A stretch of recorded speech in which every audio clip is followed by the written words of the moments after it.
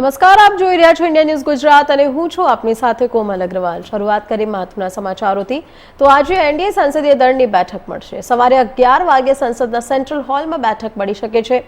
એનડીએના તમામ સાંસદો બેઠકમાં હાજર રહેશે। એનડીએ સંસદીય દળના નેતા તરીકે વડાપ્રધાન મોદીની પસંદગી કરવામાં આવશે। તો એનડીએ સંસદીય દળની બેઠકને પીએમ મોદી સંબોધશે। આપને પણ જણાવી દઈએ કે સાંજે 5 વાગે એનડીએ સાંસદો સાથે રાષ્ટ્રપતિને વડાપ્રધાન મોદી મળશે। નરેન્દ્ર મોદીના શપથ ગ્રહણની તૈયારીઓ તેજ થઈ ગઈ છે।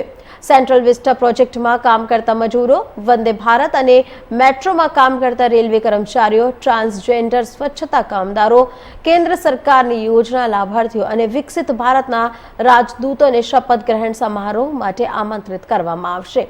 દેશમાં ત્રીજી વાર નરેન્દ્ર મોદીના વડપણમાં એનડીએ સરકાર બનવાના પ્રયાસો વચ્ચે ભાજપે એક મોટી બેઠક બોલાવી છે। આ બેઠકમાં જેપી નડ્ડાના ઘરે થઈ હતી, જેમાં અમિત શાહથી લઈને રાજનાથસિંહ સહિત અનેક વરિષ્ઠ નેતાઓએ ભાગ લીધો હતો।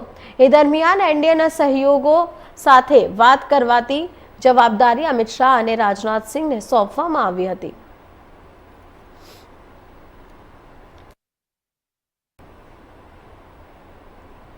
તો આપને જણાવી દઈએ કે આજે એનડીએના તમામ સાંસદોની બેઠક મળશે, જેમાં તમામ સાંસદો બેઠકમાં હાજર રહેશે।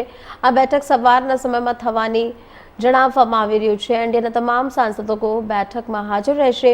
સંસદીય દળના નેતા તરીકે પીએમ મોદીની પસંદગી થશે। એનડીએ સંસદીય દળની બેઠકને પીએમ મોદી સંબોધશે અને આ બાદ સાંજે 5 વાગે એનડીએ સાંસદો સાથે રાષ્ટ્રપતિને પીએમ મોદી મળશે। નરેન્દ્ર મોદીના શપથ ગ્રહણની તૈયારીઓ તેજ થઈ ગઈ છે।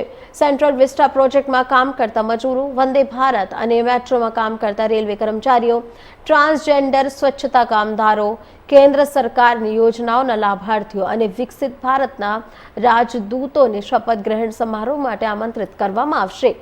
દેશમાં ત્રીજી વાર નરેન્દ્ર મોદીના વડપણમાં એનડીએ સરકાર બનવાના પ્રયાસો વચ્ચે ભાજપે એક મોટી બેઠક બોલાવી છે। આ બેઠક જેપી નડ્ડાને ઘરે થઈ હતી, જેમાં અમિત શાહથી લઈને રાજનાથસિંહ સહિત અનેક વરિષ્ઠ નેતાઓએ ભાગ લીધો હતો। દરમિયાન એનડીએના સહયોગો સાથે વાત કરવાની જવાબદારી અમિત શાહ અને રાજનાથસિંહને સોંપવામાં આવી છે।